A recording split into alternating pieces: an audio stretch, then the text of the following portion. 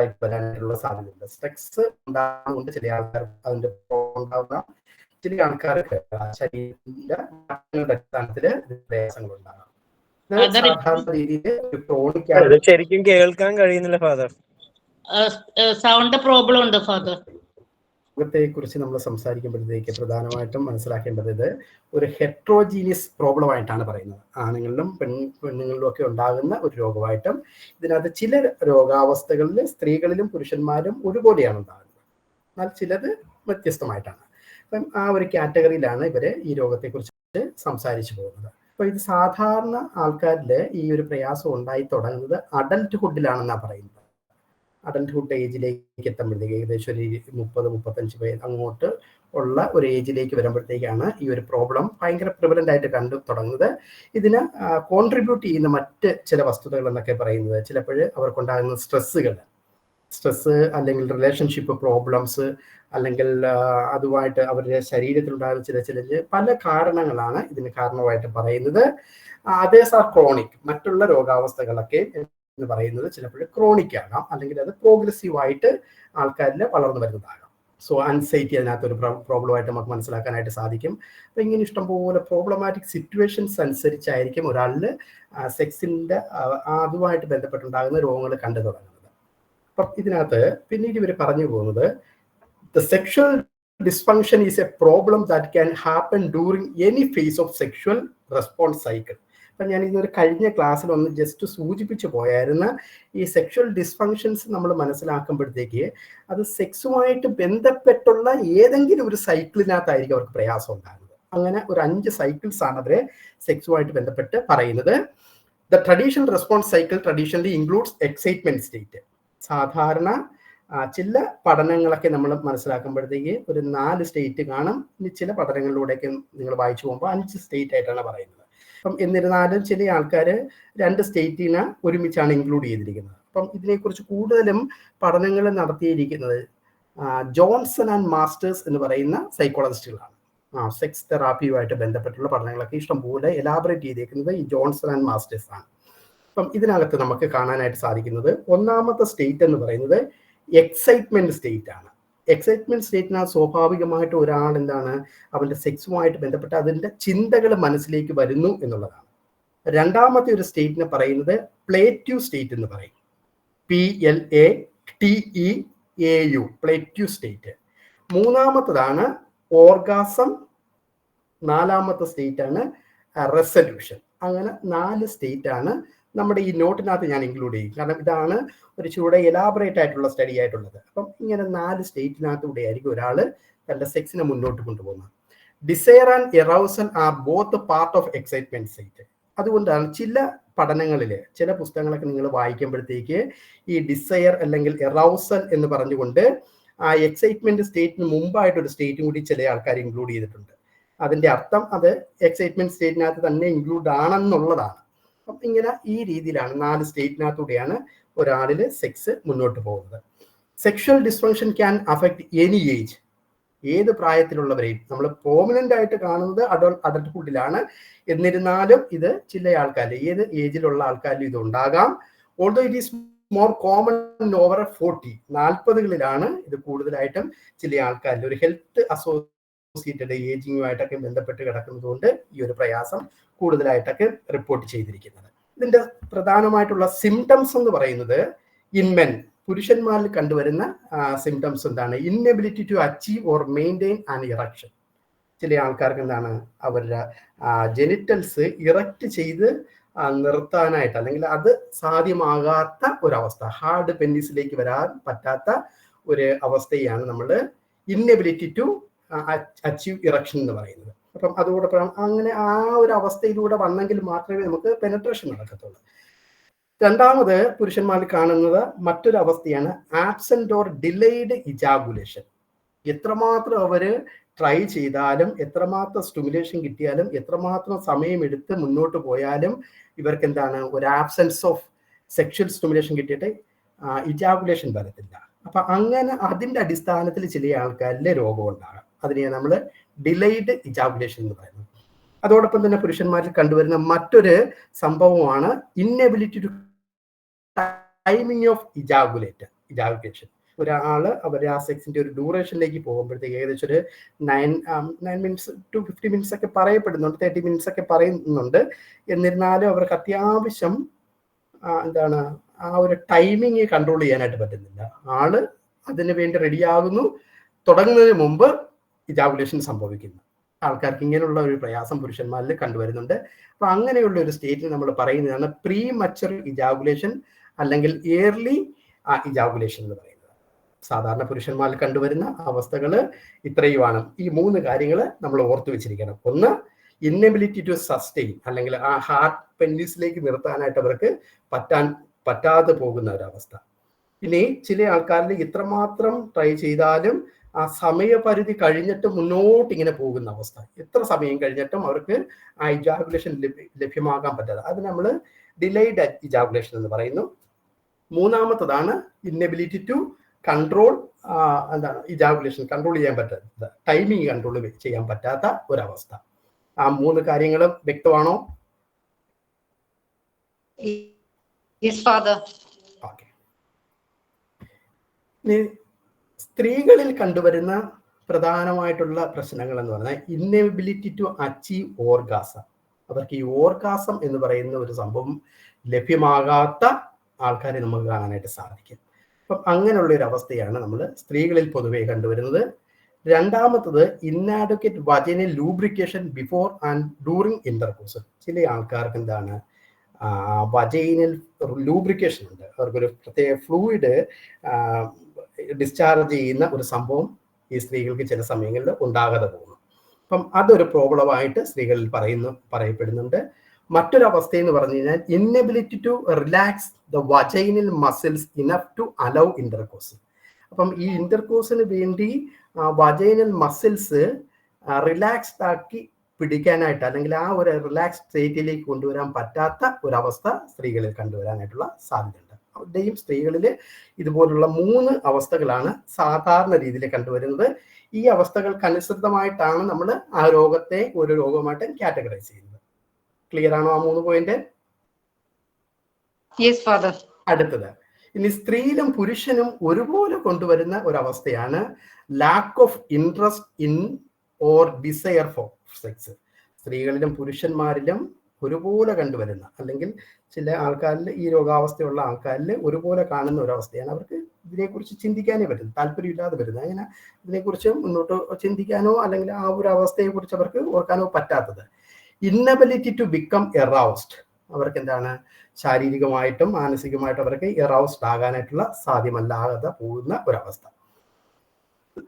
പുരുഷന്മാരിലും സ്ത്രീകളിലും കണ്ടുവരുന്ന മറ്റൊരു അവസ്ഥയാണ് പെയിൻ വിത്ത് ഇന്റർകോഴ്സ്. പണ്ട് കാലങ്ങളിൽ പുരുഷന്മാരുടെ ഈ ഒരു സിംറ്റംസ് പഴയ DSM-നൊന്നും ഇൻക്ലൂഡ് ചെയ്തിട്ടില്ല.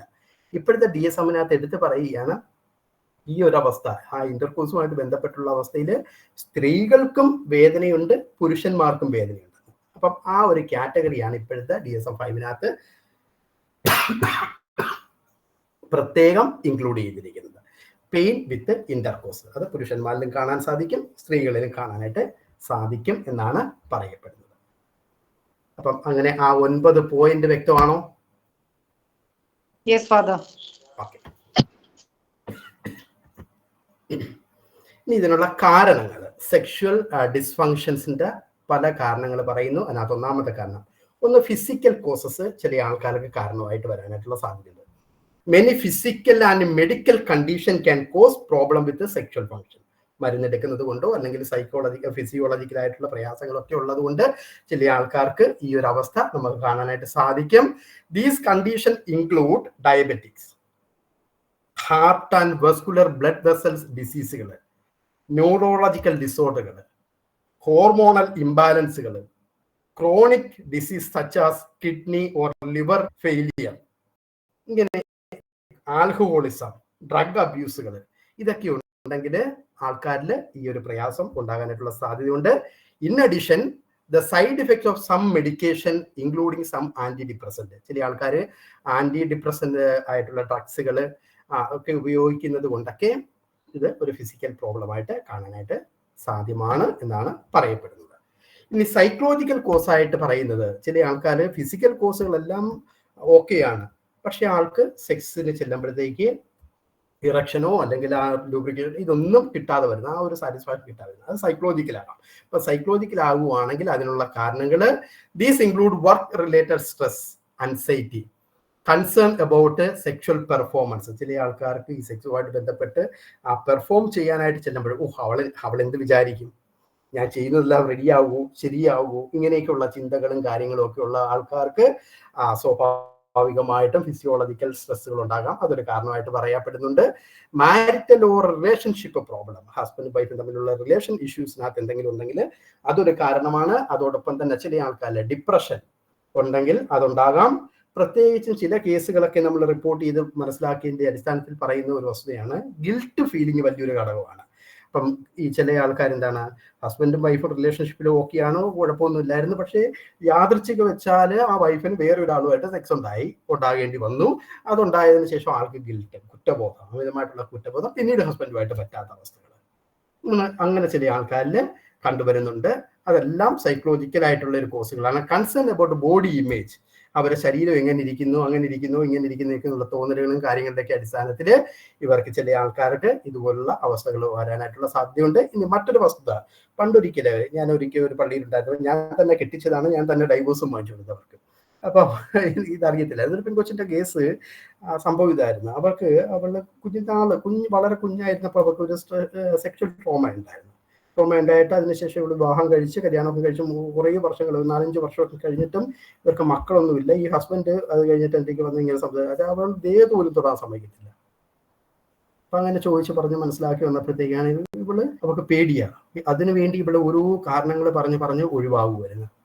അങ്ങനെ പാസ്റ്റ് സെക്ഷൽ ട്രോമാറ്റിക് ഈവന്റുകളൊക്കെ ഉണ്ട്. ചില സ്ത്രീകളോ പുരുഷന്മാരോ ഒക്കെ ഇത് അനുവദിക്കാതെ വരും. അപ്പൊ അതിൻ്റെയൊക്കെ അടിസ്ഥാനത്തിൽ ചില ആൾക്കാർക്ക് ഇങ്ങനെയുള്ള സ്ട്രെസ്സുകൾ ഉണ്ടാകാനായിട്ടുള്ള സാധ്യതയുണ്ട്. അപ്പം അതൊരു ഫിസിയോളജിക്കൽ സൈക്കോളജിക്കൽ കാര്യമായിട്ട് നമുക്ക് മനസ്സിലാക്കാനായിട്ട് സാധിക്കും. അപ്പം ഇതിന് പ്രത്യേകം ട്രീറ്റ്മെന്റുകളാണ്, പ്രത്യേകം സൈക്കോതെറാപ്പികളാണ് ഇന്റഗ്രേറ്റ് ചെയ്യുന്നത്. ഞങ്ങൾ കഴിഞ്ഞ പ്രാവശ്യം ഒരു 10-15 ദിവസത്തെ ക്ലാസ് ഇതിന്റെ പ്രത്യേകം നടത്തിയതാണ്. അപ്പൊ ഈ 3 മേഖലയിലുള്ള ഇതിനെല്ലാം ഇന്റഗ്രേറ്റ് ചെയ്ത് അവരെ എങ്ങനെയാണ് മനസ്സിലാക്കേണ്ടത്, ഏതൊക്കെ രീതിയിലുള്ള ടെക്നിക്കുകളാണ് ഇന്റഗ്രേറ്റ് ചെയ്യുന്നത്, ഏതൊക്കെ പ്രീമച്ചുർ ഇജാക്കുലേഷൻ ആണ്, എന്ത് തെറാപ്പിയാണ് ഇന്റഗ്രേറ്റ് ചെയ്യുന്നത്, അങ്ങനെയൊക്കെയുള്ള കാര്യങ്ങളും ഒക്കെ അടിസ്ഥാനപ്പെടുത്തി നമ്മൾ പല ക്ലാസ്സുകളൊക്കെ കഴിഞ്ഞ പ്രാവശ്യമായിട്ടൊക്കെ നടത്തിയായിരുന്നു. അപ്പം ഇതാണ് അതിന്റെ പല കാരണങ്ങളിൽ പറയുന്നത്. ഇനി ചില ആൾക്കാർ ഈ നെഗറ്റീവ് ആറ്റിറ്റ്യൂഡ്സ് ടവേർഡ്സ് സെക്സ്, അപ്പം പ്രത്യേകിച്ച് നമുക്ക് പറയപ്പെടുന്നത് ചില നമ്മുടെ റിലീജിയസ് കോൺസെപ്റ്റുകളിലൊക്കെ അപ്പം അവർ തെറ്റായിട്ട് ഉള്ള അവതരണങ്ങളും പഠനങ്ങളും ഒക്കെ കൊടുക്കുന്നതിൻ്റെ അടിസ്ഥാനത്തിൽ അവരെന്താണ് ഒരു നെഗറ്റീവ് ആറ്റിറ്റ്യൂഡ് ഇതുമായിട്ട് ബന്ധപ്പെട്ട് നേടിയെടുക്കാനായിട്ടുള്ള സാധ്യതയുണ്ട്. അപ്പം എല്ലാവരുടെയും സെക്ഷുവാലിറ്റി എന്ന് പറയുന്നത് എല്ലാ കാര്യങ്ങളെയും ആസ്പദമാക്കി നിൽക്കുന്നതാണ്. അപ്പം അത് നമ്മൾ ശ്രദ്ധിക്കണം. കൗൺസിലിംഗ് കേസുകളിലൊക്കെ എങ്ങനെയൊക്കെ വരുവാണെങ്കിൽ, പ്രത്യേകിച്ച് പണ്ട് കാലങ്ങളിലൊക്കെ ഈ സെക്സുമായിട്ട് ബന്ധപ്പെട്ടുള്ള എല്ലാ കാര്യങ്ങളൊക്കെയും നമ്മുടെ ഒരു ക്രിസ്ത്യൻ കോൺസെപ്റ്റിലാണ് ഞാൻ പറയുന്നത്. അപ്പം അതൊരു പാവമാണ്, തിന്മയാണ്, തെറ്റാണ്, അങ്ങനെയൊക്കെയും ആ ഒരു ഐഡിയയിൽ ഒരു നരേറ്റീവായിട്ടുള്ള എങ്ങനെയൊക്കെയോ ആൾക്കാരിൽ നമ്മുടെ സൊസൈറ്റിയിൽ അങ്ങനെ ഒരു പ്രശ്നമായിപ്പോയി. അപ്പൊ അതിൻ്റെയൊക്കെ അടിസ്ഥാനത്തിൽ ചില ആൾക്കാരിൽ ഈ നെഗറ്റീവ് ആയിട്ടുള്ള ആറ്റിറ്റ്യൂഡുകളാണ് ഈ സെക്സുമായിട്ട് ബന്ധപ്പെട്ട് കാണുന്നത്. അപ്പം അങ്ങനെയുള്ള അവസ്ഥകളൊക്കെ ഉണ്ടെങ്കിൽ അത് സൈക്കോളജിക്കൽ ആയിട്ടുള്ള ഒരു ഫാക്ടർ തന്നെയാണ്, നമ്മൾ കൃത്യമായിട്ട് മനസ്സിലാക്കിയെടുക്കുക എന്നുള്ളതാണ്.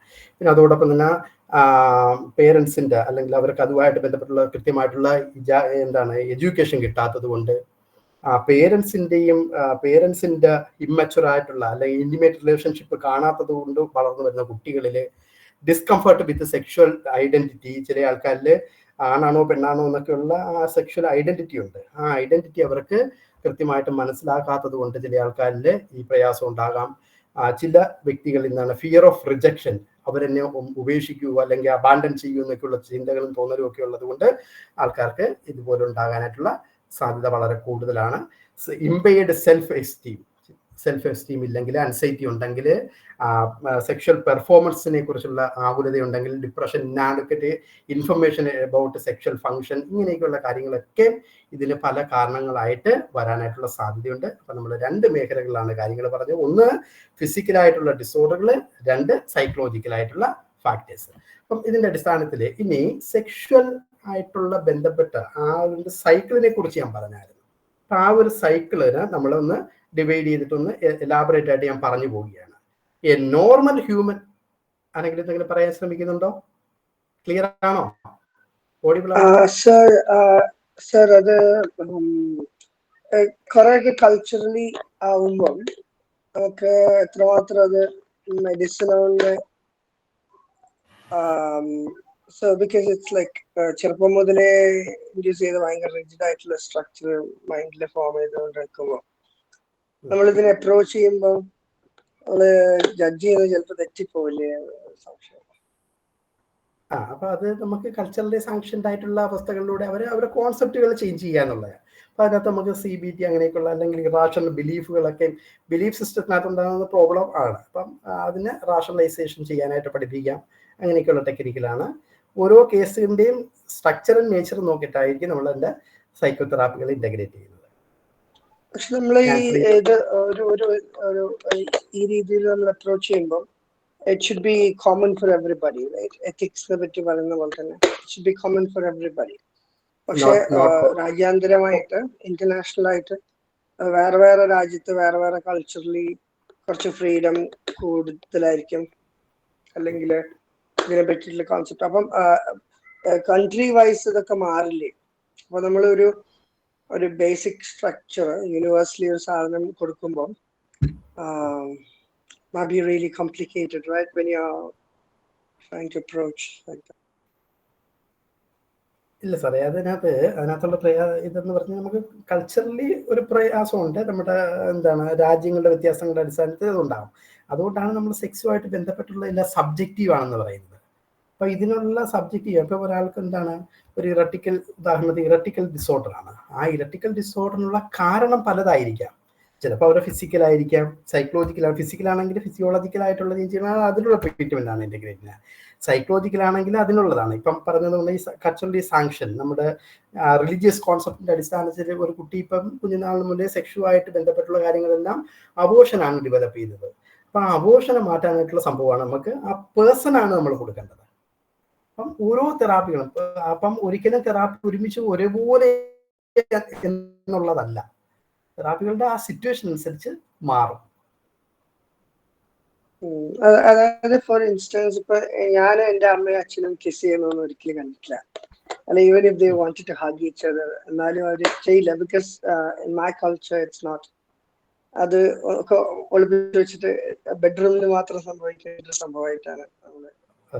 അപ്പം ബാക്കിയുള്ള രാജ്യത്ത് അത് അങ്ങനത്തെ ഒരു പ്രശ്നം ഉണ്ടാവില്ല. അപ്പം പിന്നെ അപ്പം നമ്മളെ ഒരു generally ഒരു സാധനം when you propound on these things, so they might be grossly mistaken. അതിനകത്ത് നമ്മൾ ജനറലി എന്താണ് ഇന്റഗ്രേറ്റ് ചെയ്തത്? അപ്പം ജനറലി എന്നുള്ളതല്ല സാറേ ഇത്. അപ്പൊ ഒരു വ്യക്തി ഇപ്പം പറഞ്ഞ് നമ്മുടെ പേരൻസ് നമ്മുടെ ഒരു കേരള കൾച്ചറിൽ ഒരിക്കലും അതൊരു എക്സ്പ്ലിസിറ്റ് അല്ല. ആ എക്സ്പ്ലിസിറ്റിയിൽ അല്ലാത്ത അവസ്ഥയിലാണ് അവർക്ക് പ്രയാസമുള്ളത്. ആ പ്രയാസവുമായിട്ട് ബന്ധപ്പെട്ട് സാധാരണ ആരും ഇങ്ങനെയുള്ള കേസുകളുമായിട്ട് വലുതായിട്ട് വരാറില്ല. അങ്ങനെ വരികയാണെങ്കിൽ അതിനുള്ള കാരണങ്ങളാണ് ഇന്റഗ്രേറ്റ് ചെയ്യുന്നത്.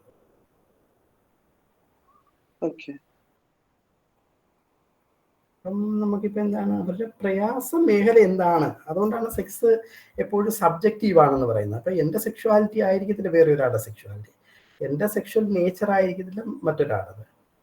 അപ്പം അതുകൊണ്ടാണ് നമ്മുടെ ഇപ്പം നല്ലൊരു റിപ്പോർട്ടുകളൊക്കെയും പറയപ്പെടുന്നത് നമ്മുടെ ഡൈവേഴ്സുകൾക്ക് കാരണം എന്താണ്? മാരിറ്റൽ ഡൈവേഴ്സുകളുടെ ഏറ്റവും പ്രധാനപ്പെട്ട ഒരു വസ്തുതയായിട്ട് പറയപ്പെടുന്നത് ഈ ഒരു സംഭവമാണ്. ഓക്കെ, ഇനി നോർമൽ ഇതിനകത്തോട്ട് പോവാം. ഒന്നാമത്തെ സ്റ്റേറ്റ് ആണ് normal human sexual response.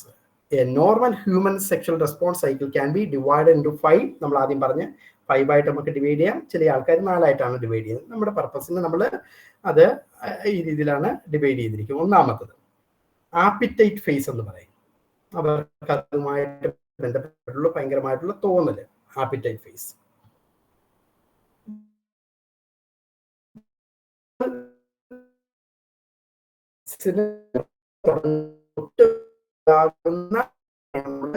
Appetite phase അത് ബ്രേക്ക് ആവുന്നുണ്ട്.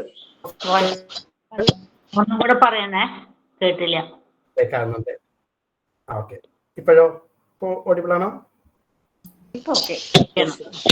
ഓക്കെ, ഒന്നാമത്തേതാണ് ആപ്പിറ്റൈറ്റ് ഫേസ്.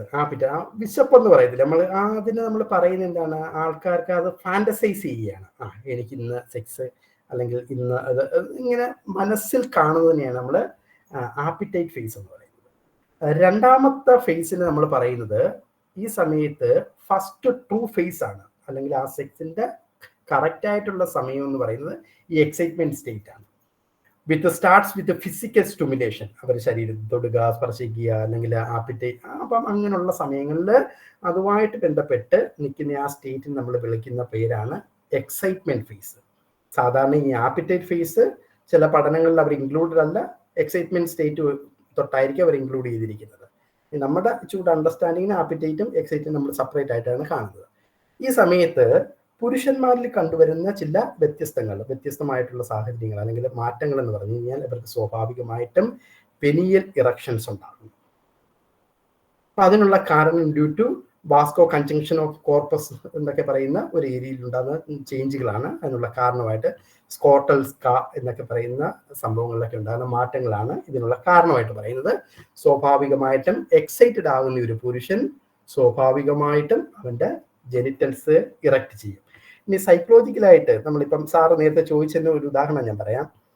അപ്പം ഈ ഒരു അവസ്ഥയിലൂടെ എക്സൈറ്റഡ് ആകുന്ന ഒരാൾ പോകണം, പക്ഷെ ചില പുരുഷന്മാർക്ക് ഇത് പറ്റത്തില്ല, അവർക്കത് ആ ഇറക്ഷൻ ഉണ്ടാകത്തില്ല. അങ്ങനെ ഉണ്ടാകാതെ വരുമ്പോൾ നമ്മൾ സൈക്കോളജിക്കലായിട്ടും ഫിസിക്കലായിട്ടും അവർക്ക് ഫിസിയോളജിക്കലായിട്ടും എന്തെങ്കിലും പ്രയാസം ഉണ്ടോ എന്നറിയാനായിട്ട് രാത്രി കാലങ്ങളിൽ അവരുടെ പെന്നിസിനെ ശ്രദ്ധിച്ചാൽ മതി. അത് ഡോക്ടേഴ്സൊക്കെ ചെയ്യുന്നതാണ്. അപ്പം സാധാരണ നമ്മുടെ ഉറക്കത്തിനിടയ്ക്ക് ഒരു പ്രത്യേക ഡ്യൂറേഷനിൽ ഇവർക്ക് ഇറക്ഷൻ ഉണ്ടാകും. നമുക്ക് എല്ലാവർക്കും ഉണ്ടാകുന്നതാണ്, നമ്മളത് നോട്ട് ചെയ്യത്തില്ല. അപ്പം അത് അവർ ഫിസിയോളജിക്കൽ സംഭവമാണോ അതോ സൈക്കോളജിക്കൽ ആണോ എന്ന് റൂൾ ഔട്ട് ചെയ്യാനായിട്ട് നമ്മൾക്ക് എന്ത് ചെയ്യാൻ പറ്റും, ആ ഒരു ചെക്കപ്പ് നടത്താൻ പറ്റും. ഒരു ഉദാഹരണം പറഞ്ഞതേ ഉള്ളൂ. ഇപ്പൊ സാധാരണ ആ എക്സൈറ്റ്മെന്റ് ഫേസിൽ പുരുഷന്മാർക്ക് പെനിയൽ ഇറക്ഷൻ ആണ്. രണ്ടാമത് ഫീമെയിൽസിന് ഉണ്ടാകുന്നതെന്ന് പറഞ്ഞു കഴിഞ്ഞാൽ ലൂബ്രിക്കേഷൻ ഓഫ് വജൈന ബൈ ട്രാൻസുഡേറ്റ് വഴി അവർക്ക് എന്താണ് ലൂബ്രിക്കേഷൻ ഉണ്ടാകുന്നു. അതോടൊപ്പം തന്നെ ഇറക്ഷൻ ഓഫ് നിപ്പിൾ, അവരുടെ ബ്രസ്റ്റിന്റെ നിപ്പിൾ ഭാഗങ്ങൾ ഇറക്റ്റ് ചെയ്ത് നിൽക്കുന്നു. ഇൻ മോസ്റ്റ് വുമൻ, അത്യാവശ്യം നല്ല പഠനങ്ങളൊക്കെ പറയുന്നത് കൂടുതലും സ്ത്രീകളിൽ ഈ ഇറക്ഷൻ, നിപ്പിളിന്റെ ഇറക്ഷൻസ് അങ്ങനെ ഉണ്ടാകുന്നതാണ്. അപ്പം ഇറക്ഷൻ ഓഫ് ക്ലിറ്റോറിസ്, അവരെ ക്ലിറ്റോറിസ് ഏരിയയിൽ ചെറുതായിട്ട് അത് ഇറക്റ്റ് ചെയ്യുന്നു.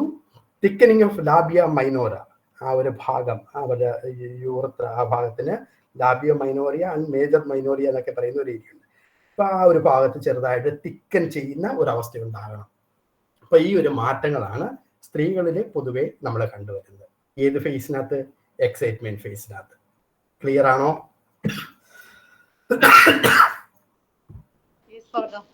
ഓക്കെ. രണ്ടാമത്തെ സ്റ്റേറ്റിന് നമ്മൾ പറയുന്ന പേരാണ് plateau face. Plateau.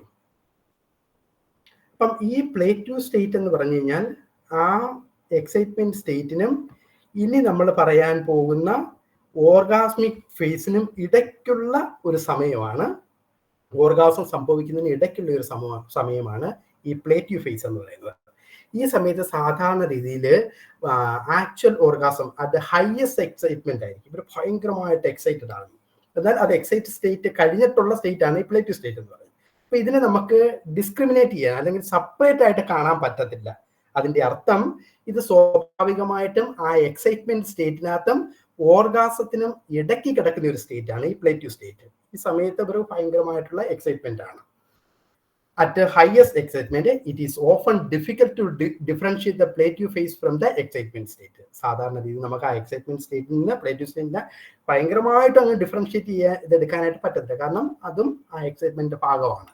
The following important changes occur during this phase. സാധാരണ രീതിയിൽ പുരുഷന്മാരിൽ എന്തൊക്കെയാണ് സംഭവിക്കുന്നത്? ഒന്ന്, സെക്ഷൽ ഫ്ലഷ് ഇൻകൺസിസ്റ്റന്റ് ആയ ഓട്ടോമാറ്റിക് ആയിട്ടുള്ള ഹൈപ്പർ ആക്ടിവിറ്റി ഇവർക്ക് ഉണ്ടാകും. ഓട്ടോമാറ്റിക് ആയിട്ടുള്ള ഇൻക്രീസ്ഡ് പൾസ് റേറ്റ് അവർക്ക് സംഭവിക്കും. Respiratory rate and blood pressure, റെസ്പിറേഷനകത്ത് ഉണ്ടാകുന്ന മാറ്റങ്ങളും ബ്ലഡ് പ്രഷറിനകത്ത് ഉണ്ടാകുന്ന ചേഞ്ചുകളും ഭയങ്കരമായിട്ടുണ്ടാകും. അതോടൊപ്പം തന്നെ erection of penis in full size, ഭയങ്കര സ്ട്രെങ്തില് ഈ സമയത്താണ് അവർക്ക് പെന്നിസ് ഭയങ്കരമായിട്ട് ഇറക്റ്റ് ചെയ്ത് നിൽക്കുന്നത്. അപ്പം ഇത്രയുമായിരിക്കും പുരുഷന്മാരുടെ ഈ പ്ലേറ്റ് ടു സ്റ്റേറ്റിനകത്ത് ഉണ്ടാകുന്ന മാറ്റങ്ങൾ. എക്സൈറ്റ്മെന്റ് സ്റ്റേറ്റിനകത്ത് സ്വാഭാവികമായിട്ടും ഹാർഡനിങ്, അത്രമാത്രം ഭയങ്കര ഹാർഡനിങ് ഓഫ് ദ പെന്നിസ് ആയിരിക്കത്തില്ല, മറിച്ച് എന്താണ് ഒരു നോർമൽ സ്റ്റേറ്റ് ആയിരിക്കും. ഈ പ്ലേറ്റ് ടു സ്റ്റേറ്റിലേക്ക് വരുമ്പോഴത്തേക്കായിരിക്കും അവരുടെ പെന്നിസ് ഭയങ്കരമായിട്ട് ഹാർഡൻ ചെയ്യുന്നത്. അതോടൊപ്പം തന്നെ റെസ്പിറേറ്ററി റേറ്റുകൾ മാറ്റം ഉണ്ടാകും, ഹൈപ്പർ ആക്ടിവിറ്റി ആയിരിക്കും, ഭയങ്കരമായിട്ടുള്ള ആക്ടിവിറ്റി അവരിൽ ഉണ്ടാകുന്നു. അതോടൊപ്പം തന്നെ ഇൻകൺസിസ്റ്റന്റ് ആയിട്ടുള്ള ഒരു റിതമെറ്റിക് ആയിട്ടുള്ള ഒരു രീതിയിലായിരിക്കും അത് മുന്നോട്ട് പോകുന്നത്. അടുത്തത് സ്ത്രീകളിൽ ആ സമയത്ത് കണ്ടുവരുന്നത് ഓട്ടോമാറ്റിക് ഹൈപ്പർ ആക്ടിവിറ്റി. സ്ത്രീകളിലും ഇതുപോലെ ആക്ടിവിറ്റീസ് ഭയങ്കര കൂടുതലായിരിക്കും.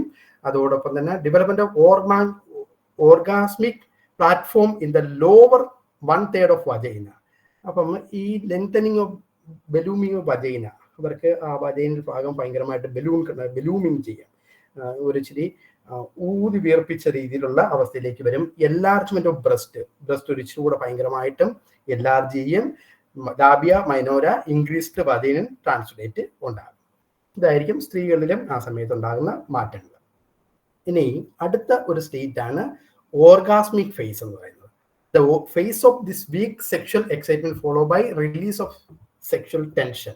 ഈ ഒരു സമയത്താണ് സാധാരണ രീതിയിൽ അവർ ആ എക്സൈറ്റ്മെന്റ് ഭയങ്കരമായിട്ട് നിലനിൽക്കുന്നു. അതോടൊപ്പം തന്നെ ഇതിൽ നിന്ന് ഭയങ്കരമായിട്ടുള്ള റിലീസ് കിട്ടുന്നത് ഈ ഓർഗാസ്മിക് ഫേസിലാണ്. അപ്പം സ്വാഭാവികമായിട്ടും റിതമിക് ആയിട്ടുള്ള ആ സെക്ഷൽ ടെൻഷൻ അവർക്ക് ഡൗൺ ആകുന്നു. റിതമിക് കോൺസ്ട്രാക്ഷൻ ആയിരിക്കും. ഇങ്ങനെ ഭയങ്കരമായിട്ട് പെൽവിക് റീപ്രൊഡക്റ്റീവ് ഓർഗൻസിനകത്ത് ഒരു റിതമിക് ആയിട്ടുള്ള ഒരു രീതിയിലുള്ള പഞ്ചിങ് ആയിരിക്കും ഉണ്ടാകുന്നത്. ഇതാണ് ഓർഗാസ്മിക് ഫേസിന്റെ പ്രത്യേകത. ഇനി അടുത്ത ഒരു സ്റ്റേറ്റ് ആണ്, അഞ്ചാമത്തെ സ്റ്റേറ്റിനെയാണ് നമ്മൾ റെസൊല്യൂഷൻ ഫേസ് എന്ന് പറയുന്നത്. This phase is characterized by the following common feature of both sex. സ്ത്രീയിലും പുരുഷനും ഈ ഒരു സ്റ്റേറ്റ് ഒരുപോലെയാണ് നമ്മൾ കാണുന്നത്. A general sense of relaxation, ഭയങ്കരമായിട്ട് അവർ റിലാക്സ്ഡ് ആകും. എ വെൽ ബീയിങ് ആയിട്ട് after a clouding of conscious, ചെറുതായിട്ട് അവർക്ക് എന്താണ് ഒരു ചെറിയ ബോധക്കേട്, ഒരു ചെറിയ ഓർമ്മ കോൺഷ്യസ് ലെവലിൽ ചെറുതായിട്ട് വിട്ടുപോകുന്ന ആ ഒരു രീതി കാണാനായിട്ടുള്ള സാധിക്കും. ഡിസപ്പിയറൻസ് ഓഫ് സെക്ഷൽ ഫ്ലഷ്, പെട്ടെന്ന് തന്നെ അവർക്ക് ആ സെക്ഷൽ ഫ്ലഷ് നിന്നു പോകുന്ന, respiration gradual decrease of vagina. അപ്പം പുരുഷന്മാരിലാണെങ്കിൽ അവരുടെ പെന്നിസുകൾ ഭയങ്കരമായിട്ടും ഇങ്ങനെ ചുരുങ്ങി വരുന്ന ഒരവസ്ഥകൾ, ഈ ഒരു അവസ്ഥയിലൂടെയൊക്കെ ആയിരിക്കും ഈ റെസൊല്യൂഷൻ ഫേസിനകത്തൂടെ പോകുന്നത്. അപ്പൊ അവിടുത്തെ മെയിൻ കാര്യമായിട്ട് നമ്മൾ മനസ്സിലാക്കുക കോൺഷ്യസ്നെസ്സിനകത്ത് ഉണ്ടാകുന്ന ഒരു മാറ്റവും റിലാക്സേഷൻ ഓഫ് ബോഡി ആയിരിക്കും ഇതിന്റെ ഒരു സ്റ്റേറ്റ് എന്ന് പറയുന്നത്. അപ്പൊ ഈ 5 സ്റ്റേറ്റിനകത്തും ഉണ്ടാകുന്ന, അല്ലെങ്കിൽ ഈ 5 സ്റ്റേറ്റിലൂടെയുമാണ് ഒരാൾ യഥാർത്ഥത്തിൽ കടന്നു പോകേണ്ടത്. ഇതിനകത്ത് പറയപ്പെടുന്നത് സ്ത്രീകളിലെ ഈ 5 സ്റ്റേറ്റും ഒരു ഇച്ചിരി അങ്ങോട്ടും ഇങ്ങോട്ടും ഒക്കെ ഒന്ന് മാറിയേക്കാം, എന്നാൽ പുരുഷന്മാരിൽ അത് ഇതേ രീതിയിൽ തന്നെയായിരിക്കും ഫോളോ ചെയ്യുന്നത്. അതിനകത്ത് യാതൊരു മാറ്റവും ഉണ്ടാകത്തില്ല. ആദ്യം ആപ്പിറ്റൈറ്റ്, എക്സൈറ്റ്മെന്റ്, ആ ഒരു സ്റ്റേറ്റിലൂടെ 5 സ്റ്റേറ്റിലൂടെ അവർ കടന്നു പോകുന്നതായിരിക്കും. സ്ത്രീകളിൽ അതിനകത്ത് ചെറിയൊരു മാറ്റങ്ങൾ ഉണ്ടാകും. Sexual dysfunctions are heterogeneous group of disorder that typically characterized by clinically significant disturbance in person ability to respond sexually or to experience sexual pleasure. ഒരു പുരുഷനിലും സ്ത്രീയിലും ഒരുപോലെ കാണുന്ന ഒരു അവസ്ഥയാണ് ഇത്. എപ്പോഴും എന്താണ് ഭയങ്കരമായിട്ട് അവർക്ക് ഉണ്ടാകുന്നത് inability to experience sexual pleasure ആണ്. അവർക്ക് ആ സെക്ഷൽ പ്ലഷർ ലഭ്യമാകാത്ത വരുന്ന അവസ്ഥയാണ് ഇതിനകത്ത് നമുക്ക് കാണാനായിട്ട് സാധിക്കുന്നത്. In such cases all of the dysfunction should be diagnosed. അപ്പം ചില ആൾക്കാരിൽ ഇനി നമ്മൾ പറയാൻ പോകുന്ന രോഗത്തിന്റെ അവസ്ഥകൾ വ്യത്യസ്തമായിട്ടായിരിക്കും കാണുന്നത്. വ്യത്യസ്തമായിട്ട് കാണുക എന്ന് പറഞ്ഞു കഴിഞ്ഞാൽ ഒരു രോഗം മാത്രമായിരിക്കും ചില ആൾക്കാരിൽ കാണുന്നത്. And individual may have several sexual dysfunction at the same time. അപ്പം അവർക്ക് ചിലപ്പം ഇറട്ടിക്കൽ ഡിസോർഡർ കാണാം, അതോടൊപ്പം തന്നെ പ്രീമച്ചുർ ഇജാക്കുലേഷൻ കാണാം, അല്ലെങ്കിൽ ചില ആൾക്കാർക്ക് പ്രീമച്ചുർ ഇജാക്കുലേഷൻ അല്ല ഇറട്ടിക്കൽ ഡിസോർഡർ ഉണ്ടാകാം, അതുമല്ലെങ്കിൽ ഡിലേഡ് ഇജാക്കുലേഷൻ ഉണ്ടാകാം. ഇങ്ങനെ മാറി മാറി അവർക്ക് ഉണ്ടാകാനായിട്ടുള്ള സാധ്യതയുണ്ട്. അപ്പം അങ്ങനെയുള്ള കേസുകളിൽ ഓരോന്നും നമ്മൾ കൃത്യമായിട്ടും ഡയഗ്നോസ് ചെയ്തെടുക്കണം എന്നുള്ളതാണ് പറയപ്പെടുന്നത്. എങ്കിൽ മാത്രമേ അതിനുള്ള തെറാപ്പികൾ ഇന്റഗ്രേറ്റ് ചെയ്യാനായിട്ട് സാധിക്കത്തുള്ളൂ. ഒന്നാമത്തെ രോഗം DSM നരേറ്റ് ചെയ്യുന്നത് ഹൈപ്പോസെക്ഷൽ ഡിസയർ ഡിസോർഡർ എന്ന് പറഞ്ഞുകൊണ്ടൊരു രോഗമാണ്. ഹൈപ്പോ ആക്റ്റീവ്, വാക്കൊന്ന് നോട്ട് ചെയ്തേക്കണം കേട്ടോ. Hypo active sexual desire disorder. ഇത് ആണുങ്ങളിലും പെണ്ണുങ്ങളിലും ഒരുപോലെ കാണുന്ന രോഗമാണ്. ആ ബന്ധപ്പെട്ട് ആഗ്രഹമേ ഇല്ല, അതിനെക്കുറിച്ച് അവർക്ക് ഫാന്റസൈസ് ചെയ്യാനേ പറ്റുന്നില്ല, ചിന്തിക്കാനേ പറ്റാത്ത ആണ് ഈ ഒരു രോഗത്തിന്റെ പ്രത്യേകതയായിട്ട് പറയുന്നത്. Hypo active sexual desire disorder. കിട്ടിയോ? കിട്ടി ഫാദർ. ഓക്കെ. ഇതിന്റെ പ്രത്യേകത എന്താണ്? DSM-5 പറയുന്നത് male hypo active sexual desire, അതിനെ വളരെ ഷോർട്ട് ടൈമിൽ അവർ പറയുന്നത് MHSDD എന്നാണ്. MHSDD എന്ന് പറയുന്ന ഒരു രോഗം, male hypo sexual desire disorder. അപ്പം ഇതിനെ പറയുന്നത് persistent or recurrent deficient sexual or erotic thought. ആൾക്ക് സെക്സുമായിട്ട് ബന്ധപ്പെട്ടുള്ള നിരന്തരമായിട്ട് ആൾക്ക് ഒരിക്കലും ഈ സെക്സുമായിട്ട് ബന്ധപ്പെട്ടുള്ള കാര്യങ്ങളെ കുറിച്ച് ചിന്തിക്കാനോ ഫാന്റസൈസ് ചെയ്യാനോ അതിനുവേണ്ടിയുള്ള ഡിസയർ ഉണ്ടാക്കാനോ ആ ആക്ടിവിറ്റിയിലേക്ക് പോകാനോ സാധിക്കാത്ത ഒരവസ്ഥയാണ് നമ്മൾ hypo active sexual desire disorder എന്ന് പറയുന്നത്. പുരുഷന്മാർക്കാണ്. These symptoms must have persisted for a minimum of 6 months. അവരെടുത്ത് പറയുകയാണ് ഈ ഒരു അവസ്ഥ ആളിന് 6 മാസക്കാലം കൃത്യമായിട്ടും ഉണ്ടാകണം. അതിന്റെ അടിസ്ഥാനത്തിൽ ആൾക്ക് എന്തുണ്ടാകണം? Must have cause clinically significant distress. ആൾക്ക് സ്വാഭാവികമായിട്ടും അതുകൊണ്ട് തന്നെ ഡിസ്ട്രസ് ഉണ്ടാകും. എൻ്റെ വൈഫിന് വേണ്ടി അതൊന്നും പറ്റുന്നില്ലല്ലോ, അവൾ ഇനി എന്ത് വിചാരിക്കും, ഇങ്ങനെയുള്ള ആൾക്ക് ഒക്കുപ്പേഷൻ ചെയ്യാൻ പറ്റുന്നില്ല, സോഷ്യൽ ഫങ്ഷൻ ചെയ്യാൻ പറ്റുന്നില്ല. 6 മാസക്കാലം ഈ ഒരു അവസ്ഥ അവർക്ക് ഇങ്ങനെ ആ താല്പര്യമേ ഇല്ലാത്ത രീതിയിൽ പോകുന്നതായിരിക്കണം. താല്പര്യം ഒട്ടും ഉണ്ടാകാൻ പാടില്ല, അവർക്ക് ചിന്തിക്കാനേ പറ്റത്തില്ല. അപ്പം ഇതിന് ഹിസ്റ്റോറിക്കലായിട്ട് പറയുന്ന ഒരു കാരണം എന്താണെന്ന് ചോദിച്ചാൽ, historically hormones have been focus of biological research on the low sexual desire in പുരുഷന്മാരിൽ ഇങ്ങനെയുള്ള ഡിസയർ ഉണ്ടാകാതിരിക്കാനായിട്ടുള്ള കാരണം ആദ്യകാലങ്ങളിലെ പഠനങ്ങൾ, ഹിസ്റ്റോറിക്കൽ പരമ്പരാഗതമായിട്ട് നമ്മൾ പറഞ്ഞു വരുന്നത് എന്താണ്? ബയോളജിക്കൽ ഫാക്ടേഴ്സ് ആയിട്ടുള്ള ഹോർമോണൽ ഇംബാലൻസുകളാണെന്നാണ് പറയുന്നത്. എന്നാൽ ഇപ്പോഴത്തെ പഠനങ്ങളൊക്കെ പറയുന്നത് recent studies have also investigated the relationship between neurological disorder, ചില ന്യൂറോളജിക്കൽ ആയിട്ടുള്ള ഡിസോർഡറുകളോ അല്ലെങ്കിൽ പൂവർ സെക്സ് ഡ്രൈവ് എന്ന് പറയും. അപ്പം നമ്മൾ കുറച്ച് പേരൊക്കെ പഠിച്ചിട്ടുണ്ട്, ഫ്രോയിഡിയൻ കോൺസെപ്റ്റ്, ഇത് ഈഗോ എന്നൊക്കെ പറഞ്ഞ് നമ്മൾ പഠിച്ചില്ലേ. അങ്ങനെയുള്ള ഡ്രൈവുകളിനകത്ത് അല്ലെങ്കിൽ അതുമായിട്ട് ബന്ധപ്പെട്ടുള്ള താല്പര്യവുമായിട്ടുള്ള ഡ്രൈവിനകത്ത് അവർക്കുണ്ടാകുന്ന പ്രശ്നങ്ങൾക്ക് ചില ആൾക്കാർക്ക് കാരണമാകാനായിട്ടുള്ള സാധ്യതയുണ്ട്. സൈക്കോളജിക്കലായിട്ടുള്ള കാരണം പറയുന്നത് decrease interest in sexual activities. ചില ആൾക്കാർക്ക് ആ സെക്ഷൽ ആക്ടിവിറ്റീസിനകത്തുള്ള താല്പര്യമില്ലായ്മ, അല്ലെങ്കിൽ including relationship difficulties, certain mental health condition, മറ്റ് ചില കണ്ടീഷൻസ് ഒക്കെ ഉള്ളത് കൊണ്ടും ഒക്കെ ഇത് ഈ ഒരു രീതിയിലുള്ള അവസ്ഥകൾ പുരുഷന്മാരിൽ കണ്ടുവരാനായിട്ടുള്ള സാധ്യതയുണ്ട്. 3 സാഹചര്യങ്ങളാണ് അവർ പറയുന്നത് ഇതിനുള്ളത്. ഒന്ന്, ട്രഡീഷണൽ ആയിട്ട് നമ്മൾ പറഞ്ഞു വന്നു, ഹോർമോണൽ ഇംബാലൻസുകളാണ്. രണ്ടാമത് ഇപ്പം ഇപ്പോഴത്തെ പഠനങ്ങൾ പറയുന്നത് ന്യൂറോളജിക്കൽ ആയിട്ടുള്ള ചില കാരണങ്ങൾ കൊണ്ട് ചില ആൾക്കാരിൽ ഈ ഒരു ഹൈപ്പോസെക്ഷൽ ഡിസയർ ഡിസോർഡർ ഉണ്ടാകാനായിട്ടുള്ള കാര്യം കൊണ്ട്. മൂന്നാമത്തെ ഒരു കോസായിട്ട് പറയുന്നത് ചില സൈക്കോളജിക്കൽ കോസായിട്ട് റിലേഷൻഷിപ്പിനകത്തുള്ള ഇഷ്യൂസോ അല്ലെങ്കിൽ മെന്റൽ ഹെൽത്ത് പ്രോബ്ലംസ് ഒക്കെ ഉള്ളത് കൊണ്ടും ആൾക്കാർക്ക് ഉണ്ടാകാനായിട്ടുള്ള സാധ്യത. അപ്പൊ ഏതാണ് കാരണം എന്ന് കണ്ടെത്തണം എന്നുള്ളതാണ് നമ്മൾ മനസ്സിലാക്കേണ്ടത്. ഇത്രയും വ്യക്തമാണോ? സർ, അസെക്ഷൽ എന്ന് പറയുന്ന ഒരു കാറ്റഗറി ഇല്ലേ സർ? അസെക്ഷൽ അത് എൻ്റെ ഡിഫറെന്റ് ഏരിയ അല്ല, അത് വേറെ കാറ്റഗറിയാണ്. അസെക്ഷൽസ് അവർക്കും ഇതുപോലല്ലേ സാർ, ഇങ്ങനെ ഒട്ടും താല്പര്യമില്ലാത്ത ഒരു കൂട്ടരല്ലേ ഇതിനെ കുറിച്ച് ചിന്തിക്കാൻ പോലും താല്പര്യമില്ലാത്ത? അങ്ങനെ ഉണ്ടാകത്തില്ല. അസെക്ഷൽസ് അവർക്ക് ഉണ്ടാകുന്ന പ്രയാസം അതെല്ലാം നമ്മൾ അടുത്ത ചാപ്റ്റർ രോഗത്തിലേക്ക് വരുമ്പോഴത്തേക്ക് എലാബറേറ്റഡ് പറയും. ഇത് ഇത്രയാണ് പുരുഷന്മാരിൽ കണ്ടുവരുന്നത്. ഇനി അതോടൊപ്പം തന്നെ certain medications like SSRI medication, SNRI medications ഒക്കെ ഇത് ഇപ്പം ഉപയോഗിക്കുകയാണെങ്കിൽ സെക്ഷൽ ഇൻട്രസ്റ്റുകൾ കുറയാനായിട്ടുള്ള താല്പര്യമുണ്ട്. സ്ത്രീകളിലും ഈ ഒരു കാറ്റഗറി തന്നെയാണ് പറയപ്പെടുന്നത്.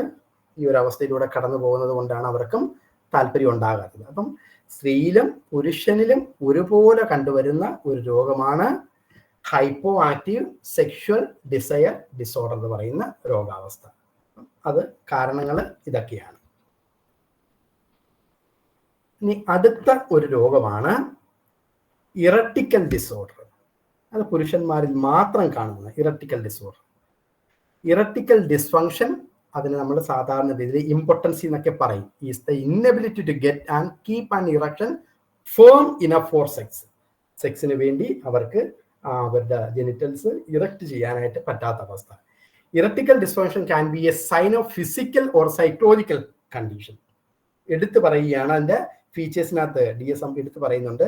ചില ആൾക്കാരിൽ ഇത് ഉണ്ടാകാനുള്ള കാരണം ചിലപ്പം ഫിസിക്കലാകാം, ചിലപ്പോൾ സൈക്കോളജിക്കലാകാം. It can cause stress, relationship strain and low self confidence. ചില ആൾക്കാരിൽ സെൽഫ് കോൺഫിഡൻസുകളൊക്കെ അങ്ങനെയൊക്കെയുള്ള അവസ്ഥകളിലൊക്കെ ഇതുണ്ടാകാനുള്ള സാധ്യതയുണ്ട്. അപ്പം അത് ഏത് മേഖലയിലാണെന്ന് നമ്മൾ കൃത്യമായിട്ടും ചെക്ക് ചെയ്തിരിക്കണം.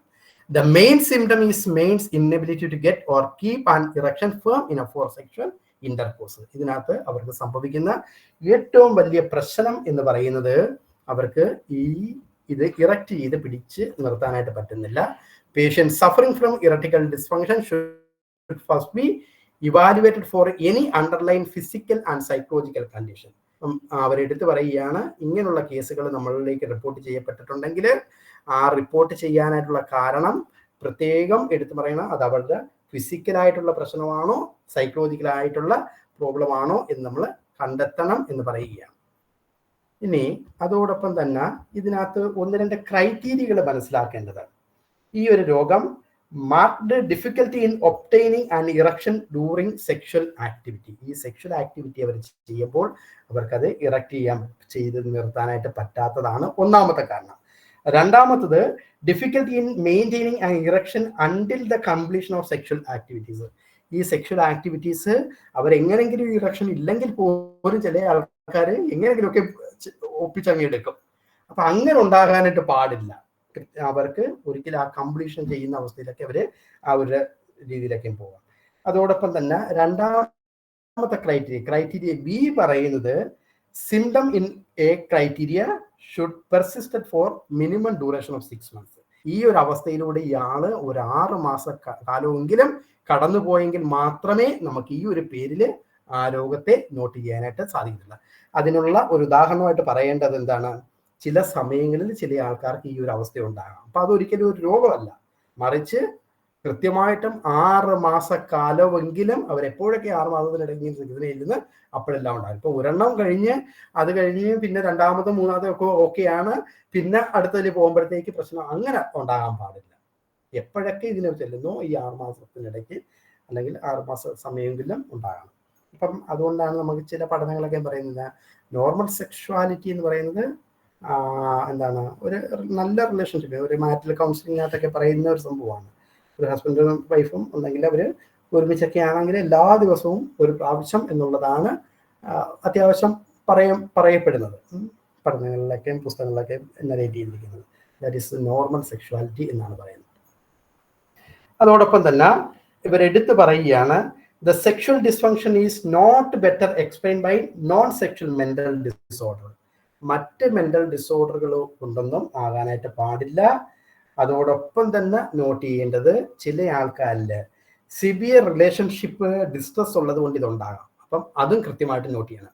ആ ഡിസ്ട്രസ് ഉണ്ടെങ്കിൽ ആ ഡിസ്ട്രസിന്റെ അടിസ്ഥാനത്തിലാണ് ആൾക്ക് ഈ ഒരു പ്രയാസം ഉണ്ടായത്. അതൊരിക്കലും നമുക്ക് ഈ ഒരു രോഗമാണെന്ന് പറയാനായിട്ട് സാധിക്കത്തില്ല. അപ്പം ആ ഡിസ്ട്രസ്സോ അങ്ങനെയുള്ള അവർക്ക് റിലേഷൻഷിപ്പിനകത്തുള്ള ഇഷ്യൂസോ ഒന്നുമില്ലാതെ ആൾക്ക് എന്താണ് ഈ അവസ്ഥയിലൂടെ കടന്നു പോവുകയാണെങ്കിൽ മാത്രമാണ് ഇത് രോഗമായിട്ട്, ഈ ഒരു രീതിയിലുള്ള രോഗമായിട്ട് നമുക്ക് പറയാനായിട്ട് സാധിക്കത്തുള്ളൂ.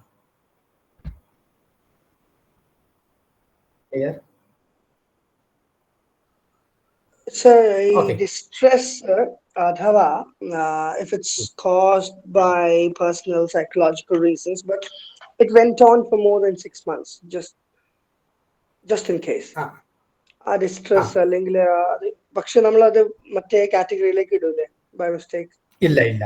അപ്പം ആ ഡിസ്ട്രസ് ഉള്ളത് കൊണ്ടാണ്. ഇറ്റ് ഈസ് നോട്ട് അപ്പം നമുക്ക് ഈ രോഗമായിട്ട് പറയാൻ പറ്റത്തില്ല. അത് ഡിസ്ട്രസിന്റെ അടിസ്ഥാനത്തിൽ അവർക്കുണ്ടായിരിക്കുന്ന അവസ്ഥയാണ്. പക്ഷെ ഇത് ഭയങ്കര ഒരു ക്ലിയർ കട്ട് സാധനമല്ലല്ലോ, ഓവർലാപ്പിംഗ് കുറെ വരില്ലേ ഇപ്പം ഒരാളുടെ മാനസികാവസ്ഥയല്ലേ. അപ്പം നമുക്ക് അത് എത്രമാത്രം ഇപ്പൊ അവര് വിചാരിക്കും ഓക്കെ ആണ്, ഇതൊക്കെയാണ്, ഇതൊന്നും അല്ല പ്രശ്നം. പക്ഷെ അത് ചെറുതായിട്ട് ഇങ്ങനെ അണ്ടർ കറന്റ് ആയിട്ട് ഇങ്ങനെ അടിയൊഴുക്ക് പോലെ ഇങ്ങനെ പോകുന്നുണ്ടാവും പ്രശ്നങ്ങള്. പക്ഷെ അവർക്ക് തന്നെ മനസ്സിലാവുണ്ടാവില്ല, കുറച്ച് സൽക്കിങ്ങും എന്തുകൊണ്ട് മറ്റേ ആള് മനസ്സിലാക്കില്ല, ആള് മനസ്സിലാക്കേണ്ടതല്ല. രണ്ടുപേരും അങ്ങനെ ചിന്തിക്കുമ്പോൾ they think each other should like looking through an opaque space and understand each other, which is impossible. അപ്പൊ പക്ഷെ ആ ഒരു അവസ്ഥയില് ഈ സാധനം അവർക്ക് തന്നെ അറിയില്ല വാട്ട്സ് ഹാപ്പനിങ്. അപ്പൊ അങ്ങനത്തെ ആൾക്കാര് നമുക്കാകെ കിട്ടുന്നത് കുറച്ച് ടൈമേ ഉള്ളൂ കൗൺസിലിങ്ങിനൊക്കെ കിട്ടുക, അല്ലെങ്കിൽ ആരെങ്കിലും ഒരു സങ്കടം പറയുമ്പോഴൊക്കെ നമുക്ക് അത്രയും ഇരുന്ന് ഫുള്ള് ഫാമിലി ഹിസ്റ്ററി മറ്റേ അവരുടെ മൊത്തം പഠിക്കാനുള്ള സമയമൊന്നും ഇല്ലല്ലോ. അപ്പൊ ആ ചെറിയ ടൈം സ്പേസിൽ ആ ഫ്രെയിമിൽ എത്രമാത്രം നമുക്ക് ആ കറക്റ്റ് ഡയഗ്നോസിസിലേക്ക് എത്താം when they themselves are not sure about it. അപ്പം അതുകൊണ്ടാണ് നമ്മൾ കൗൺസിലിങ്ങിന് ഒരു ഡ്യൂറേഷൻ കൃത്യമായിട്ടുള്ള ഇന്ന സമയത്തിനുള്ളിൽ ആൾക്കാരുടെ സംഭവം ഞാൻ ട്രീറ്റ് ചെയ്ത് കൊടുക്കാം എന്ന് നമുക്ക് പറയാൻ പറ്റത്തില്ല. അപ്പോൾ ചില കേസുകളിൽ നമുക്ക് എന്താണ് ഇൻഡെപ്ത് സെക്ഷൻസ് ആവശ്യമായിട്ട് വരാം. ചില കേസുകൾ നമുക്ക് പെട്ടെന്ന് തന്നെ ഡയഗ്നോസ് ചെയ്തെടുക്കാൻ പറ്റും. ഡിപ്പെൻസ് എന്നുള്ളതാണ്. ഓവർലാപ്പ് വരാം, പക്ഷെ ഓവർലാപ്പ് വരാം. അതെ, ഓവർലാപ്പ്. അതുകൊണ്ടാണ് നമ്മൾ എടുത്ത് ഇത് പറയുന്നത്. ചിലപ്പം ചില ഒരാളിലെ ഇറട്ടിക്കൽ ആണെങ്കിൽ പോലും നമ്മൾ ആദ്യം നോട്ട് ചെയ്യുന്നത് അവർ നമ്മുടെ അടുത്ത് നരേറ്റ് ചെയ്യുന്നതും പറയുന്നതും ഒക്കെ ചിലപ്പം വേറെ എന്തെങ്കിലും ആയിരിക്കും. ഇറട്ടിക്കലിനേക്കാളും ഡിലേഡോ അല്ലെങ്കിൽ പ്രീമച്ചുർ ആയിട്ടുള്ളോ അതിനെക്കുറിച്ചായിരിക്കും. അപ്പം ഓരോന്നും നമ്മൾ അസസ് ചെയ്യണം, ഓരോന്നും ചോദിച്ച് മനസ്സിലാക്കണം, ഓരോന്നിനും ഓരോ സംഭവങ്ങളാണ് ഇന്റഗ്രേറ്റ് ചെയ്യുന്നത്. ഡിഫിക്കൽട്ട് ആണത്. പിന്നെ അടുത്ത ഒരു രോഗമാണ് ഡിലേഡ് ഇജാഗുലേഷൻ എന്ന് പറയുന്നത്. ആ പിക്ചറൈസേഷൻ ഒക്കെ ഞാൻ ഇതിനകത്തുണ്ടായിരുന്നു, നമ്മുടെ അവസ്ഥ ഇത് കാണിക്കാൻ പറ്റുന്നില്ലല്ലോ. ഡിലേഡ് ഇജാഗുലേഷൻ. ഡിലേഡ് ഇജാഗുലേഷൻ്റെ 1-2 കണ്ടീഷൻസ് പറയുന്നത് സംടൈംസ് കോൾഡ് ഇംപെയർഡ് ഇജാഗുലേഷൻ എന്നാണ് ഇതിനെ വിളിക്കുന്നത്. ചില സമയത്ത് ഇംപെയർഡ് ഇജാഗുലേഷൻ, പ്രത്യേകിച്ചും പണ്ടത്തെ സൈക്യാട്രിസ്റ്റുകളുടെ അരികൊക്കെ പോകുമ്പോഴത്തേക്ക് അവരൊക്കെ നോട്ട് ചെയ്തിട്ട് നോട്ടിനകത്തൊക്കെ എഴുതിയിരിക്കുന്നത് ഇംപെയർഡ് ഇജാഗുലേഷൻ എന്നൊക്കെ ഉള്ള രീതിയിലാണ്. അപ്പോൾ ഇപ്പോഴാണ് അത് ഈ ഒരു ടേം ഭയങ്കരമായിട്ടും ഉപയോഗിച്ച് തുടങ്ങിയത്. ഡിലേഡ് ഇജാഗുലേഷൻ എന്നുള്ളത് is a condition in which it takes an extended period of sexual stimulation for men to reach sexual climax.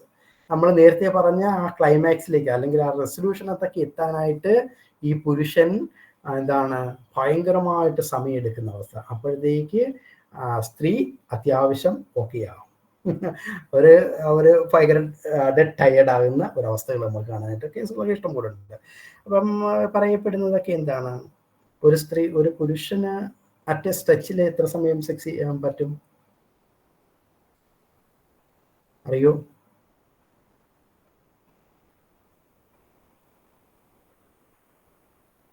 ഏകദേശം ഒരു ടൈമാണ്. പിന്നെ ഒരു ഏകദേശം ഒരു നല്ലൊരു ഇറക്ഷൻ, ഒരു ഹെൽത്തി ആയിട്ടുള്ള ഒരാൾ സെക്സ് ചെയ്ത് വീണ്ടും പുള്ളിക്ക് നല്ലൊരു സെക്ഷ്വൽ ആയിട്ടുള്ള ഇതിൽ വരുന്നത് ഒരു 20 മിനിറ്റ്സ് കഴിയണമെന്നുള്ളതാണ്. പക്ഷേ ആ ഒരു സ്ത്രീയെ സംബന്ധിച്ച് she can have the sex more than 9 times എന്ന് പറയുന്നത്. 9 തവണയെങ്കിലും മറ്റേ സ്ട്രെച്ചിൽ ഉണ്ടാകാനുള്ള സാധ്യതയുണ്ട് എന്നുള്ളതാണ്. ഡിപ്പെൻസ്. അപ്പം അതെല്ലാം ഫിസിയോളജിക്കലാണ് പിന്നെ ബാക്കിയൊക്കെ ഉള്ളത്. അപ്പം ഈ ഡിലേഡ് ഇജാഗുലേഷൻ്റെ പ്രത്യേകത എന്താണ്, വൈഫ് ചിലപ്പം ക്ലൈമാക്സിലേക്ക് എത്തുമായിരിക്കും, പക്ഷേ ആളൊരിക്കലും ക്ലൈമാക്സിലേക്ക് എത്താത്തത്. അപ്പം അവർക്ക് പ്രശ്നങ്ങളുണ്ടാകാം. Delayed ejaculation can be temporary. ചില ആൾക്കാർക്ക് ഇത് ടെമ്പററി ആയിരിക്കും, ചില സാഹചര്യങ്ങളിൽ മാത്രമായിരിക്കും ഡിലേഡ് ആയിട്ടുള്ള ഇജാഗുലേഷൻ. ചില വ്യക്തികൾക്ക് ലൈഫ് ലോങ് പ്രോബ്ലം ആയിരിക്കും. Possible causes of delayed ejaculation include certain chronic health conditions. ചില health conditions, surgeries and medication, treatment four delayed ejaculation depends on the underlying cause. ആ കാരണങ്ങൾക്ക് അനുസൃതമായിട്ടായിരിക്കും നമ്മൾ ആൾക്കാരിൽ അതിൻ്റെ ട്രീറ്റ്മെൻറ്റൊക്കെ മറ്റുള്ള ട്രീറ്റ്മെൻറ്റിൽ നമ്മൾ ഇൻ്റഗ്രേറ്റ് ചെയ്യുന്നത്. It is normal for men to have delayed ejaculation from time to time. അത്യാവശ്യം ചില പുരുഷന്മാരിലൊക്കെ ഈ ടൈം ടു ടൈം ഈ നോർമൽ ഡിലേഡ് ഇജാഗുലേഷൻ നമുക്ക് കാണാനായിട്ടുള്ള സാധ്യതയുണ്ട്. അപ്പം ഇതിൻ്റെ ക്രൈറ്റീരിയ പറയുന്നത് പ്രത്യേകിച്ച് ഏതർ ദ ഫോളോയിങ് സിംറ്റം ഉണ്ടാകണം. Marked delay in ejaculation, delay ഉണ്ടാകണം. Marked infrequency or absence of ejaculation, അല്ലെങ്കിൽ ഇവരിത് ചെയ്തു പിന്നെ അവസാനം ആള് ടയേർഡായിട്ട് ഇനി വേണ്ട എന്ന് പറഞ്ഞുകൊണ്ട് കളഞ്ഞുകൊണ്ട് പോകുന്ന അവസ്ഥ ചില ആൾക്കാരിൽ അങ്ങനെ ഉണ്ടാകും. അപ്പം ഈ 2 കാറ്റഗറി ആയിരിക്കും ആദ്യത്തെ ക്രൈറ്റീരിയ മീറ്റ് ചെയ്യാനായിട്ട് ഉണ്ടാകേണ്ടത്. രണ്ടാമത്തെ ക്രൈറ്റീരിയ ആയിട്ട് അവർ പറയുന്നത്, നേരത്തെ പറഞ്ഞത് രണ്ടാമത്തെ ക്രൈറ്റീരിയ ആയിട്ട് അവർ പറയുന്നത് എന്താണ്, symptoms must have long four 6 months. 6 months ഉണ്ടാകണം എന്നുള്ളതാണ്. 6 monthsലേക്ക് പോകുന്ന അവസ്ഥകൾ. മൂന്നാമത്തെ ക്രൈറ്റീരിയ എന്ന് പറയുന്നത് അവർക്ക് ക്ലിനിക്കലി ഡിസ്ട്രസ് ഉണ്ടാകണം. നേരത്തെ പറഞ്ഞതുപോലെ ഡിസ്ട്രസ് ഭയങ്കരമായിട്ട് ഉണ്ടാകണം. അതോടൊപ്പം തന്നെ മെന്റൽ ഡിസോർഡറുകളോ കാര്യങ്ങളോ ഒന്നും ഉണ്ടാകാനായിട്ട് പാടില്ല. അപ്പം അതാണ് അതിന്റെ ക്രൈറ്റീരിയ ആയിട്ട് ഇത്രയും പ്രീമച്വർ ഇജാക്കുലേഷൻ. പ്രീമച്വർ ഇജാക്കുലേഷന്റെ പ്രത്യേകത, ഇവര് അതിനുവേണ്ടി സെക്സിന് വേണ്ടി അങ്ങോട്ട് ചെല്ലുന്ന ഉടനെ തന്നെ അവർക്ക് ഇജാക്കുലേഷൻ സംഭവിച്ചു. Premature ejaculation occurs when a man ejaculates soon during intercourse. ഒരു സെക്ഷുവൽ ഇന്റർകോഴ്സിലേക്ക് വരുന്നു. നമ്മൾ ആദ്യം പറഞ്ഞ 5 സ്റ്റേറ്റ് ഉണ്ട്. ഈ സ്റ്റേറ്റിനകത്തോട് ഒന്നും ആള് കടന്നു പോകത്തില്ല. ആൾക്ക് എക്സൈറ്റ്മെന്റ് ഉണ്ടാകുന്നു, അല്ലെങ്കിൽ എന്താണ് ആപ്പിറ്റൈറ്റ് ഉണ്ടാകുമ്പോൾ തന്നെ എല്ലാം കഴിഞ്ഞു. അപ്പൊ അങ്ങനെ ഉണ്ടായാൽ അത് നമ്മൾ വിളിക്കുന്ന പേരാണ് premature ejaculation. Premature ejaculation occurs when a man ejaculates sooner during sexual intercourse than he or she, her partner would like. ആ പാർട്ണർ ഇഷ്ടപ്പെടുന്നതിന് മുമ്പായിട്ട് ആൾക്ക് ഇതുണ്ടാകണം. As many as 1 out of 3 men say they experience this problem at some times. 3-ൽ 1 പുരുഷൻ, 3 ആണുങ്ങളെ എടുത്തു കഴിഞ്ഞാൽ അതിൽ 1 പുരുഷന് ഈ ഒരു അവസ്ഥ എപ്പോഴെങ്കിലും ഒക്കെ ജീവിതത്തിൽ ഉണ്ടായതായിട്ടാണ് പഠനങ്ങൾ പറയപ്പെടുന്നത്. As long as it happens infrequently, it is not a cause of concern. ഇടയ്ക്കിടയ്ക്കൊക്കെയാണ് ഇത് സംഭവിക്കുന്നതെങ്കിൽ അതൊരിക്കലും നമ്മുടെ ഒരു കാരണമല്ല, മറിച്ച് എല്ലാ പ്രാവശ്യവും ഇങ്ങനെയാണ് സംഭവിക്കുന്നതെങ്കിൽ അതൊരു കൺസേൺ ആയിട്ട് തന്നെ മനസ്സിലാക്കണം എന്നുള്ളതാണ് DSM പറയുന്നത്. അപ്പം അതിനകത്ത് അവർ പറയുന്നത് അത് അവരെടുത്ത് പറയുന്ന 1-2 ക്രൈറ്റീരിയകൾ, എപ്പോഴും ഡിലേ പെട്ടെന്ന് പ്രീമച്ചുറായിട്ട് അത് സംഭവിക്കുന്നു എന്നുള്ളതാണ്. സ്പെസിഫൈ ചെയ്യണം, അത് ലൈഫ് ലോങ് ആണോ അതോ അക്വേർഡ് ആണോ എന്ന് നോക്കണമെന്ന് പറയപ്പെടുന്നുണ്ട്. അപ്പം ഇത്രയുമാണ് പുരുഷന്മാരുമായിട്ട് ബന്ധപ്പെട്ടുള്ള രോഗാവസ്ഥയെക്കുറിച്ച് DSM-5 പറഞ്ഞിരിക്കുന്നത്. ഒന്നാമത്തെ രോഗം എന്ന് പറയുന്നത് ഹൈപ്പോ ആക്റ്റീവ് ഡിസയർ ഡിസോർഡർ, രണ്ടാമത്തത് ഇറട്ടിക്കൽ ഡിസോർഡർ, മൂന്നാമത്തത് ഡിലേഡ് ഇജാക്കുലേഷൻ, നാലാമത്തത് പ്രീമച്വർ ഇജാക്കുലേഷൻ. ഇത്രയും അവസ്ഥകളാണ് പുരുഷന്മാരിൽ സാധാരണ രീതിയിൽ കണ്ടുവരുന്നത്. ഇനി സ്ത്രീകളുടെ 1-2 രോഗമായിട്ട് പറയുന്നത്, നേരത്തെ ഇതിന് ഡിസ്പെറേനിയ ആൻഡ് വജേസിമൂസ് എന്ന് പറയുന്ന ഒരു രോഗം, വജേനിസ്മൂസ് എന്ന് പറയുന്ന ഒരു രോഗമായിട്ട് 2 രോഗമായിട്ടായിരുന്നു ഇതിന് നേരത്തെ കണക്ക് കൂട്ടിയിരുന്നത്. 2ആയിട്ടായിരുന്നു അതിനെ കണ്ടിരുന്നത്. ഇപ്പോഴ് ആ രോഗത്തെ വിളിക്കുന്ന പേര് genito pelvic pain penetration disorder, GPPPD എന്നാണ് പറയുന്നത്. Genito pelvic pain penetration disorder.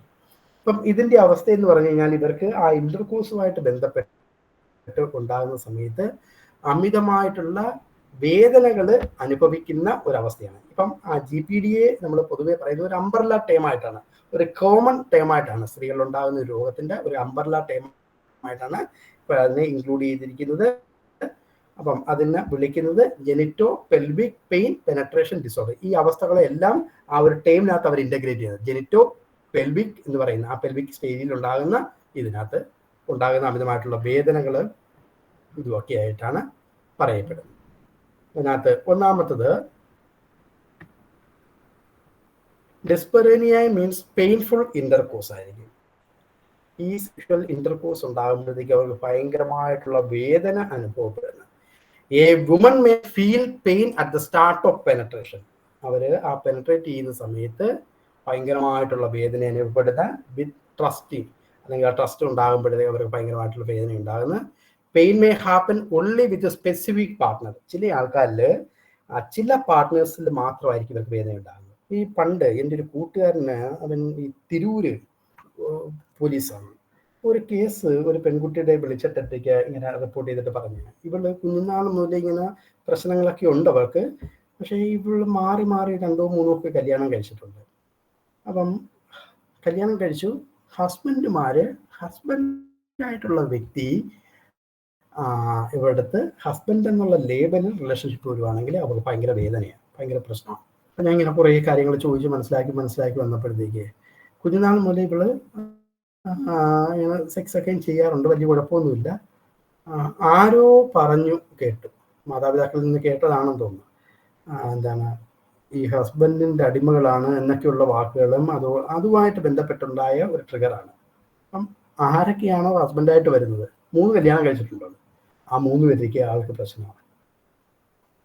അതൊക്കെ അപ്പം ഞാൻ ചോദിക്കും, വേറെ ആരെങ്കിലും ആയിട്ടാണെങ്കിലോ യാതൊരു പ്രശ്നവുമില്ല. ചില ആൾക്കാരിൽ കണ്ടുവരുന്ന ഒരു കേസാണ്. അപ്പം അത് സൈക്കോളജിക്കലാണത്. അങ്ങനെയുള്ള അവസ്ഥകൾ നമുക്ക് കാണാനായിട്ട് സാധിക്കും. Pain may happen only with a specific partner or in certain position. ചില ആൾക്കാർക്ക് ചില പൊസിഷൻസിലേക്ക് വരുമ്പോഴത്തേക്കും, ചില പൊസിഷൻ രീതിയിൽ ഉണ്ടാകുമ്പോഴത്തേക്കായിരിക്കും അവർക്ക് ഭയങ്കര വേദന ഉണ്ടാകുന്നത്. അല്ലെങ്കിൽ with all partners and all position. ചില ആൾക്കാരിൽ എല്ലാ പാർട്ട്നേഴ്സും എല്ലാ പൊസിഷനിലും അവർക്ക് പ്രയാസമുണ്ട്. ഇഷ്ടംപോലെ പൊസിഷൻസും ഇതുമായിട്ട് ബന്ധപ്പെട്ടുള്ള കാര്യങ്ങളൊക്കെ നമുക്ക് മറ്റുള്ള നോട്ടിനകത്ത് ഇൻക്ലൂഡഡ് ആണ്. There may be a reason a woman may experience pain during intercourse. Here the most common ones are: 1, poor lubrication. ഇവർക്ക് വേദന ഉണ്ടാകാനുള്ള കാരണങ്ങൾ 1 poor lubrication ആകാം, ചില ആൾക്കാർക്ക് മെഡിക്കൽ കണ്ടീഷൻ ആയിരിക്കാം, ഇനിയും ചില ആൾക്കാർക്ക് അലർജികളായിരിക്കാം, അല്ലെങ്കിൽ ഇനിയും മറ്റ് ചില ആൾക്കാർക്ക് ബർത്ത് കൺട്രോൾ ഡിവൈസുകൾ ഉപയോഗിക്കുന്നതിൻ്റെ അടിസ്ഥാനത്തിലാകാം, അല്ലെങ്കിൽ റിലേഷൻഷിപ്പ് ഇമോഷണൽ പ്രോബ്ലംസ് ആയിരിക്കാം. അപ്പം അതെന്താണെന്ന് കണ്ടെത്തി അതിനുള്ള സംഭവങ്ങളാണ് ഇൻ്റഗ്രേറ്റ് ചെയ്യേണ്ടത്.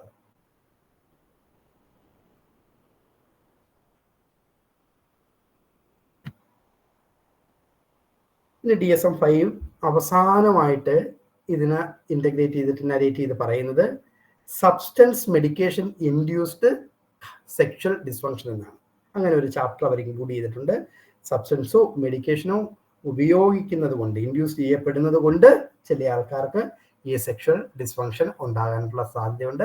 അതും പ്രത്യേകമായിട്ടും നോട്ട് ചെയ്യണം. അപ്പം അതിൻ്റെ അടിസ്ഥാനത്തിലാണോ ഇതെന്നുള്ളത് നോക്കണം. അപ്പം ഇത്രയുമാണ് ഈ ഒരു ചാപ്റ്ററിനകത്ത് അവർ ഇൻക്ലൂഡ് ചെയ്തിരിക്കുന്നത്. നമുക്ക് ഇഷ്ടംപോലെ എലാബറേറ്റ് ആയിട്ടുണ്ട്. എന്തോ ഒരു കഷ്ടം, എന്ത് പറ്റുന്നെന്ന് അറിയത്തില്ല ഈ നെറ്റ് ഇഷ്യൂവേ. അപ്പം ദിവസം കൂടെ നമ്മുടെ കമ്പനി എന്തൊക്കെയോ പ്രശ്നം തരുന്നുണ്ട്. ഞാൻ കഴിഞ്ഞ ആഴ്ച പോയി എല്ലാം ശരിയാക്കി സെറ്റ് ചെയ്ത് കൊണ്ടുവന്നേ. ഞാനിപ്പം കഴിഞ്ഞ ദിവസം ഒരു ക്ലാസ്സിന് പോയപ്പോഴത്തേക്ക് അവിടെ കമ്പ്യൂട്ടറിൻ്റെ ഒരു എക്സ്പേർട്ട് ഒരു പയ്യനുണ്ടായിരുന്നു. അവനെ കൊണ്ട് എല്ലാം സെറ്റ് ചെയ്ത് ഞാൻ പഠിച്ച് റെഡിയാക്കി വന്നതാണ്. പക്ഷേ ഇന്ന് നെറ്റിൻ്റെ കണക്ഷനാണെന്ന് തോന്നുന്നു, നെറ്റിൻ്റെ ഇഷ്യൂ ആണെന്ന് തോന്നുന്നു. ഷെയറിംഗ് ഒക്കെയും കാണാൻ പറ്റുന്നുണ്ടായിരുന്നല്ലോ, എനിക്കിവിടെ കാണാമായിരുന്നു. ഞാൻ എൻ്റെ ഡിവൈസിനകത്ത്, മറ്റേ ഡിവൈസിനകത്ത് കാണാൻ പറ്റുന്നുണ്ടായിരുന്നു, എന്തോ പറ്റിപ്പോയി. അപ്പം എക്സ്ട്രീംലി സോറി അതിന്. അപ്പം ഇത്രയുമാണ് ഇതുമായിട്ട് ബന്ധപ്പെട്ടുള്ള ഈ ഒരു ചാപ്റ്റർ.